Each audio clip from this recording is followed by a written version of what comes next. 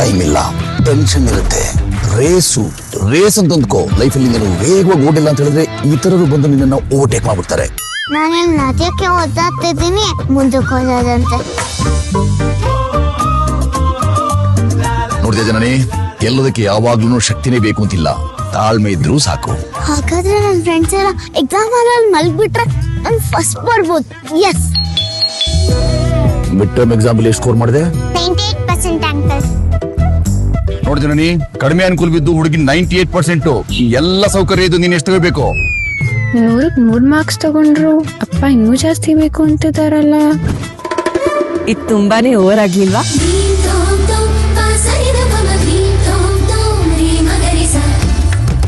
ಶುರುವಲ್ಲಿ ನಂಗೂ ಹಾಗೆ ಅನಿಸ್ತಿತ್ತು. ಸ್ಟ್ರಿಕ್ಟ್ ಮಾಡಿ ಬರೀ ಹೆದರ್ಸ್ತಿದ್ದಾರೆ ಅನ್ಕೋತಿದ್ದವಳಿಗೆ ಆಮೇಲೆ ಗೊತ್ತಾಗಿದ್ದೇನು ಅಂದ್ರೆ ಅಪ್ಪ ನನ್ನನ್ನ ರೇಸಿಗೆ ರೆಡಿ ಮಾಡ್ತಿದ್ದಾರೆ ಅಂತ. ನಾನ್ ಯಾರು ಅಂತನಾ? ಅಪ್ಪ ಪಟ್ಟ ಎಲ್ಲಾ ಕಷ್ಟಕ್ಕೆ ಅರ್ಥ ಕೊಡೋ ಮಗಳು ಜನನಿ ಶ್ಯಾಮ್ ಸುಂದರ್. ಭಾಗ್ಯವಂತರು ನಿಮ್ಮ ಸನ್ ಉದಯದಲ್ಲಿ.